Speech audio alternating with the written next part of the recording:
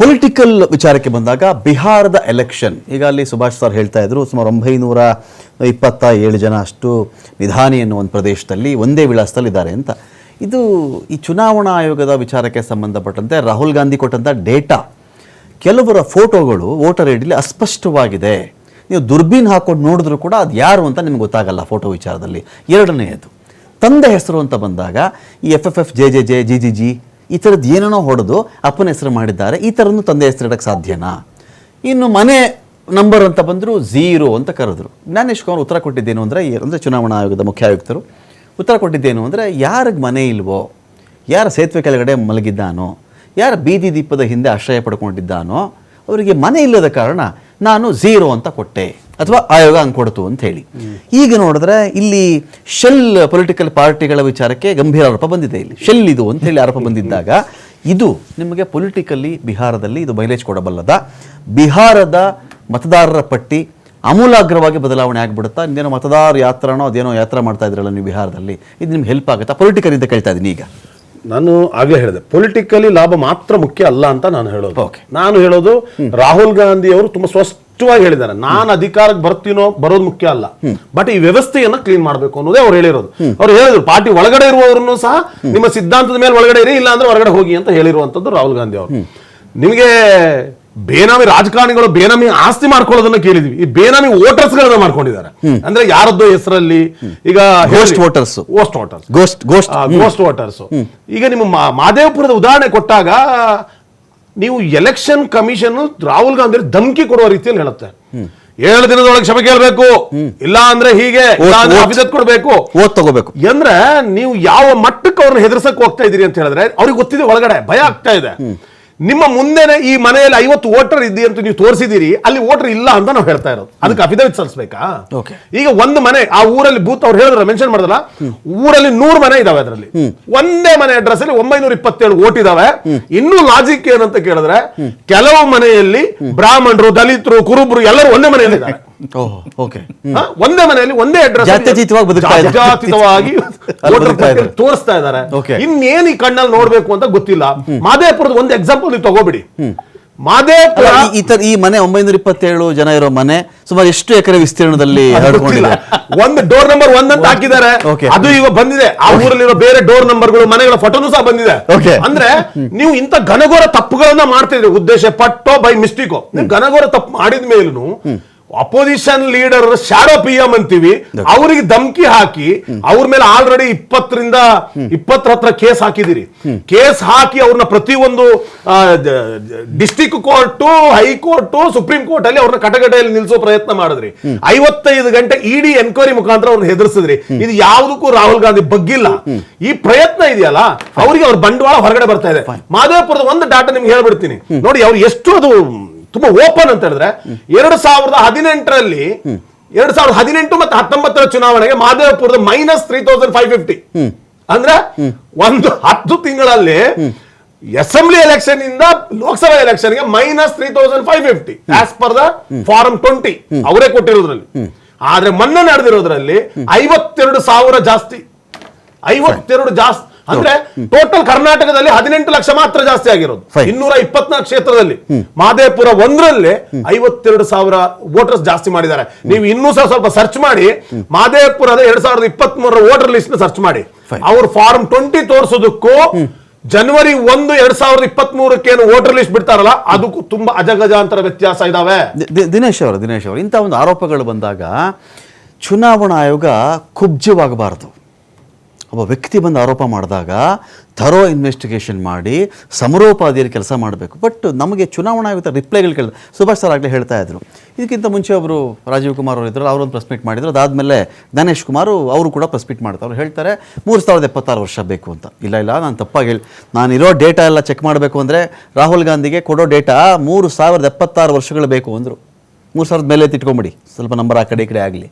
ಆಮೇಲೆ ಕರೆಕ್ಷನ್ ಮಾಡಿಕೊಂಡು ಇಲ್ಲ ಅದು ತಪ್ಪಾಗ್ಬಿಡ್ತು, 276 ವರ್ಷ ಬೇಕಾಗತ್ತೆ ಅಂದರು. ಅದಕ್ಕೆ ಪಕ್ಷದ ಕಡೆಯಿಂದ ಬಂದ ರಿಪ್ಲೈ ಏನು ಅಂತ ಹೇಳಿದ್ರೆ, ನಮ್ಮ ಹತ್ರ ಲಕ್ಷಾಂತರ ಕಾರ್ಯಕರ್ತರಿದ್ದಾರೆ, ಅದು ಒಬ್ಬೊಬ್ಬ ಒಂದೊಂದು 6,000 ಮಿಗಿಲ 6,00,000 ಮಿಗಿಲ ಹಳ್ಳಿಗಳಿವೆಯಪ್ಪ, ಒಂದು ಹಳ್ಳಿಲಿ ಒಬ್ಬರು ಬಿಟ್ಬಿಡ್ತೀನಿ ಚೆಕ್ ಮಾಡೋಕ್ಕೆ ಅಂತ ಬಂತು ವಿಷಯ ಆಗಿರಲಿ.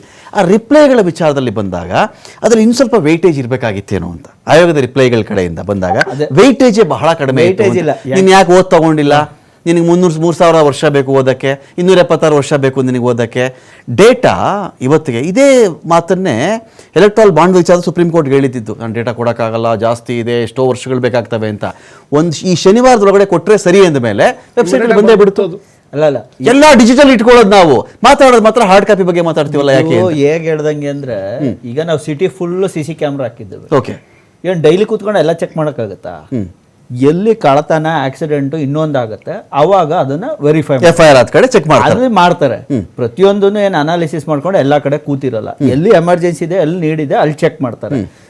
ಆ ಸಿಸ್ಟಮ್ನ ಅಂಡರ್ಸ್ಟ್ಯಾಂಡ್ ಮಾಡ್ಕೊಳ್ಳಿಲ್ವಲ್ಲ ಎಲೆಕ್ಷನ್ ಕಮಿಷನ್. ನಮ್ಮ ಹತ್ರ ಎಲ್ಲ ಡಾಟಾ ಇರುತ್ತೆ, ಎಲ್ಲಿ ಅನ್ಯಾಯ ಅನಿನೀತಿ ಎಲ್ಲಿ ಕ್ವಶನ್ ಬರುತ್ತೆ ಅಲ್ಲಿ ನಾವು ಕೊಡ್ತೀವಿ ನಿನಗೆ ಸಬೂತ್ನ ಅಂತ ಅವ್ರು ಹೇಳ್ಬೇಕು. ಅದು ಬಿಟ್ಬಿಟ್ಟು ಅಷ್ಟೆಲ್ಲಾನು ಚೆಕ್ ಮಾಡೋಕ್ಕಾಗತ್ತಾ ಅಂತ ಹೇಳ್ತಾರೆ. ಅಂದ್ರೆ ಇವ್ರಿಗೆ ನಿಜವಾಗಿ ಏನು ಸಾಮಾನ್ಯ ಜ್ಞಾನ ಇದೆಯಾ ಇಲ್ವಾ ಅದು ಕ್ವಶನ್ ಬರುತ್ತೆ ಒಬ್ಬ ಸಾಮಾನ್ಯ ಮನುಷ್ಯನಿಗೆ. ಇದನ್ನ ಬಿಟ್ಬಿಟ್ಟು ನಾವು ಅಷ್ಟನ್ನು ಇಷ್ಟು ವರ್ಷ ಆಗುತ್ತೆ ಅಷ್ಟು ವರ್ಷ ಆಗುತ್ತೆ ಅನ್ನೋದು ಹೇಳೋದು ತಪ್ಪು. ಓಕೆ, ಅದು ಒಂದು ಇಂಪಾರ್ಟೆಂಟ್. ಮತ್ತೆ ಇನ್ನೊಂದು ಏನಂದ್ರೆ, ಇವತ್ತು BJP ಅವರು ಈ ಲೆವೆಲ್ ಅಲ್ಲಿ ಬೆಳೆಯೋದಕ್ಕೆ ಕಾಂಗ್ರೆಸ್ ಒಂದು ನೇರ ಕಾರಣ. ಯಾಕೆ ಅಂದ್ರೆ ಕಾಂಗ್ರೆಸ್ ಅಲ್ಲಿ ಒಂದು ಸಿದ್ಧಾಂತ ಇದೆ, ಏನ್ ಗೊತ್ತಾ, ನಂದು ಒಂದು ಕಣ್ಣು ಹೋದ್ರೂ ಪರವಾಗಿಲ್ಲ, ಇನ್ನೊಬ್ಬಂದು 2 ಕಣ್ಣು ಹೋಗ್ಲಿ, ಈ ಸಿದ್ಧಾಂತ ಇದೆ ಕಾಂಗ್ರೆಸ್ ಅಲ್ಲಿ. ಎಕ್ಸಾಂಪಲ್, ನಾವು ದೆಹಲಿಯಲ್ಲಿ ಇದನ್ನ ಹೇಳೋದು ಎಲೆಕ್ಷನ್ ಮುಂಚೆನೆ. ಇವರು ಸಪೋರ್ಟ್ ಮಾಡ್ಲಿಲ್ಲ, ಇವರು BJP ಜೊತೆನೆ ಸೇರ್ಕೊಂಡು ಕ್ಯಾಂಡಿಡೇಟ್ಗಳಿಗೆ ಹಾಕಿದ್ರು AAP ಸೋಲ್ಸೋದಕ್ಕೆ. ಈಗ ಇನ್ನೂ ಒಂದು ಗುಜರಾತ್ ಅಲ್ಲೂ ಅದನ್ನೇ ಮಾಡಿದ್ರು ಬೈ ಎಲೆಕ್ಷನ್ ಅಲ್ಲಿ.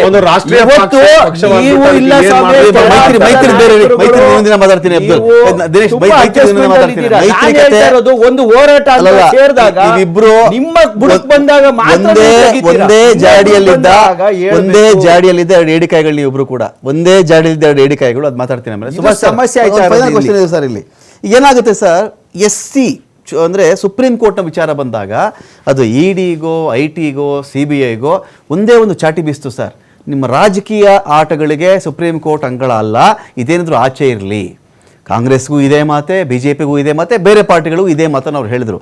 ಇದಾದ ಮೇಲೆ ಎಲೆಕ್ಷನ್ ಕಮಿಷನ್ನ ಈ ಒಂದು ತಪ್ಪುಗಳಿಗೋ, ಇದನ್ನು ನೀವು ತಪ್ಪು ಅಂತ ಕನ್ಸಿಡರ್ ಮಾಡ್ತಿರೋ, ಅಪರಾಧ ಅಂತ ಕನ್ಸಿಡರ್ ಮಾಡ್ತಿರೋ, ಫೇವರಿಸಮ್ ಅಂತ ಕನ್ಸಿಡರ್ ಮಾಡ್ತಿರೋ, ನಿಮಗೆ ಬಿಟ್ಬಿಡ್ತೀನಿ. ಈ ಎಲ್ಲ 927 ವೋಟರ್ಸ್ ಒಂದೇ ಮನೇಲಿದ್ದಾರೆ ಅಂತ ಬಂದಾಗ ಸರ್, ಕೈಂಡ್ ಆಫ್ ರಿವ್ಯಾಲ್ಯೂಯೇಷನ್ ಅಂತ ನಾನು ಕನ್ಸಿಡರ್ ಮಾಡ್ತೀನಿ ಸರ್. ಒಂದು ಹುಡುಗಿ ಎಕ್ಸಾಮ್ ಬರೆದಿರ್ತಾಳೆ ಸರ್, 100ಕ್ಕೆ 100 ಅಂತ ಹುಡುಗಿ ಭಾವಿಸಿರ್ತಾಳೆ, ಪರಿಶ್ರಮ ಹಾಕಿರ್ತಾಳೆ, ಹುಡುಗ ಆ ಥರ ಒಂದು ಭಾವಿಸಿರ್ತಾನೆ. ಅವನಿಗೆ ತಗೊಬಂದ್ಬಿಟ್ಟು 21 ಮಾರ್ಕ್ಸ್ ಬಂದಿದೆ ಅಂತ ಹಾಕಿದಾಗ, ನಂಗೆ ರಿವ್ಯಾಲ್ಯೂಯೇಷನ್ ಆಗಬೇಕು, ಪೇಪರ್ ಕೊಡಿ, ನಾನು ಚೆಕ್ ಮಾಡಬೇಕು, ನಾನು ಅದು ಮರು ಪರಿಶೀಲನೆ ಮಾಡಿ ಅಂದರೆ, ಎಲ್ಲ 8 ಲಕ್ಷ ಪೇಪರ್ಗಳು, ಎಷ್ಟು ದಿನ ಬೇಕು ಗೊತ್ತೇನೋ ನಿನಗೆ ಓದೋಕ್ಕೆ? 8 ಲಕ್ಷ ಜನ ಬರೆದಿದ್ದಾರೆ ಎಕ್ಸಾಮು, ತಮಾಷೆ ಆಡ್ತಾ ಇದೆಯಾ ನೀನು? ಎಲ್ಲಿಂದ ಅನ್ಕೊಡೋದು ನಿನಗೆ? ಏನು ಹುಡುಗಾಟ ಆಡ್ತಿದ್ಯಾ ಅಂತ ದಬಾಯಿಸ್ದಂಗೆ ಅನಿಸ್ತಿಲ್ವ ಸರ್ ಇಡೀ ಒಂದು ಕೇಸು?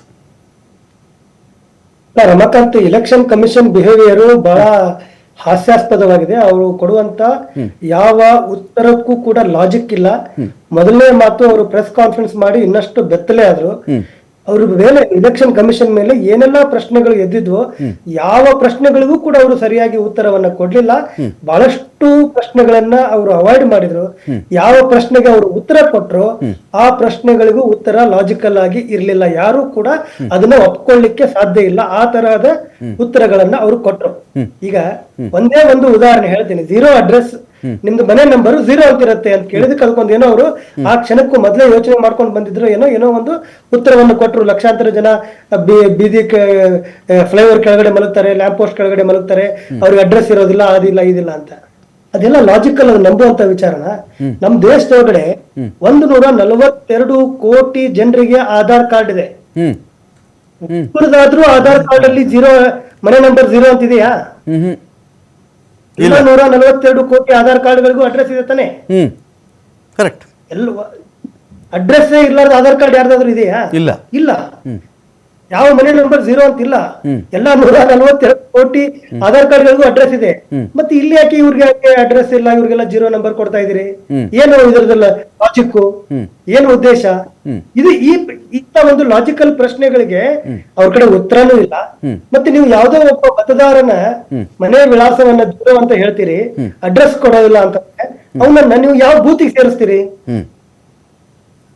ಈಗ ಆ ಮತದಾರ ಯಾವ ಬೂತಿಗೆ ಬರ್ಬೇಕಪ್ಪ ಅದು ಗೊತ್ತಾಗಬೇಕಲ್ಲ. ಈಗ ಅವನು ಇವತ್ತು ಈ ಫ್ಲೈಓವರ್ ಕೆಳಗಡೆ ಮಲ್ಕೋತಾನೆ, ನಾಳೆ ಹೋಗಿ ರೈಲ್ವೆ ಸ್ಟೇಷನ್ ನಲ್ಲಿ ಮಲ್ಕೋತಾನೆ. ಕರೆಕ್ಟ್. ಈಗ ನೀವು ಅವ್ನು ಯಾವ ಬೂತಿಗೆ ಸೇರಿಸ್ತೀರಿ? ಓಕೆ, 0 ಬೂತ್, ಈ ಪ್ರಶ್ನೆಗಳಿಗೆಲ್ಲ ಬೂತ್ ನಂಬರ್ 0. ಈಗ ನಾನು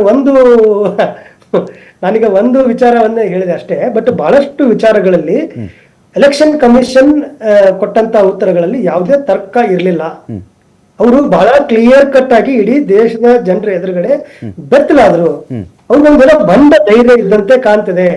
ನಾವ್ ಏನ್ ಮಾಡಿದ್ರು ಕೂಡ ನಡೀತದೆ ಅನ್ನುವ ಬಂಡ ಧೈರ್ಯ ಇದ್ದಂತೆ ಕಾಣ್ತದೆ. ಯಾಕಂತಂದ್ರೆ 2023 ನಮ್ ದೇಶದ ಪಾರ್ಲಿಮೆಂಟ್ ಒಳಗಡೆ ಒಂದು ಬಿಲ್ ಪಾಸ್ ಮಾಡಿದ್ದಾರೆ. ಆ ಬಿಲ್ ಪಾಸ್ ಅದ್ರೊಳಗಡೆ ಏನಿದೆ ಅಂತಂದ್ರೆ, ಯಾವುದೇ election commissioner including chief election commissioner, ಮಾಜಿ ಅಥವಾ ಹಾಲಿ, ಅವ್ರು ಯಾರೇ ಇದ್ರು ಕೂಡ ಅವರು ತಮ್ಮ ಅಧಿಕಾರಾವಧಿ ಒಳಗಡೆ ಮಾಡಿರುವಂತ ಕೆಲಸದ ಮೇಲೆ ಅಥವಾ ಅವರ ಕೈಗೊಂಡಂತ ಕ್ರಮಗಳ ಮೇಲೆ ಅವ್ರ ಮೇಲೆ ಕೇಸ್ ಹಾಕ್ಲಿಕ್ಕೆ ಬರೋದಿಲ್ಲ ಅಂತ ಒಂದು ಬಿಲ್ ಪಾಸ್ ಆಗಿದೆ ನಮ್ಮ ದೇಶದ ಪಾರ್ಲಿಮೆಂಟ್ ಒಳಗಡೆ. ಅದಕ್ಕೆ ಅದೇ ಒಂದು ಬಂಡತನದಿಂದ, ಅದೇ ಒಂದು ಧೈರ್ಯದಿಂದ ಅವರು ಈ ತರಹದ ಹಾಡು ಹಗಲೇ ಸುಳ್ಳು ಹೇಳುವಂತ ಒಂದು ಕೆಲಸವನ್ನ ಮಾಡ್ತಾ ಇದ್ದಾರೆ ಅಂತ ಅನ್ಸುತ್ತೆ. Thank you Subhash sir, thank you Abdul Munir, thank you doctor Dinesh Sherholli ಅವರೇ. ಎಲೆಕ್ಷನ್ ಕಮಿಷನ್ ಈ ವಿಚಾರಗಳಲ್ಲಿ ಈಗ ಈ ದೇಣಿಗೆ ಅಂತ ಬಂದ ತಕ್ಷಣ ಮತ್ತೆ ಸ್ಟೇಟ್ ಬ್ಯಾಂಕ್ ಆಫ್ ಇಂಡಿಯಾ ಇಲ್ಲಿ ಪ್ರಮುಖವಾಗಿ ಇದಕ್ಕೆ ಒಂದು ಉತ್ತರದಾಯಿತ್ವ ಇರತಕ್ಕಂಥ ಒಂದು ಬ್ಯಾಂಕ್, ಅದು ದೇಶದ ಸೆಂಟ್ರಲ್ ಬ್ಯಾಂಕ್ ಬರುತ್ತೆ, ಅದು ಕೇಂದ್ರದ ಬ್ಯಾಂಕ್ ಬರುತ್ತೆ ಅದು. ಸೊ ಆ ಕಾರಣದಿಂದಾಗಿ ಈ ದೇಣಿಗೆಗಳ ಮೂಲ ಇಷ್ಟೊಂದು ಬ್ಯಾಂಕ್ಗಳು, ಇಷ್ಟೊಂದು ದೇಣಿಗೆ ಈ ಥರದ್ದು ಹೆಸರೇ ಕೇಳದಂತಹ ಪಕ್ಷಗಳಿಗೆ ಹೇಗೆ ಬಂತು ಅನ್ನೋ ಒಂದು ವಿಚಾರವನ್ನು ದೇಶದ ಜನಗಳ ಮುಂದೆ ಇಡಲಿ. ಸುಪ್ರೀಂ ಕೋರ್ಟ್ ಮತ್ತೆ ಅದಕ್ಕೊಂದು ಇದನ್ನು ನೋಟಿಸ್ ಇಶ್ಯೂ ಮಾಡಿಯೋ ಮತ್ತೆ ಅವರನ್ನು ಕರೆದೋ ಮಾಡೋದು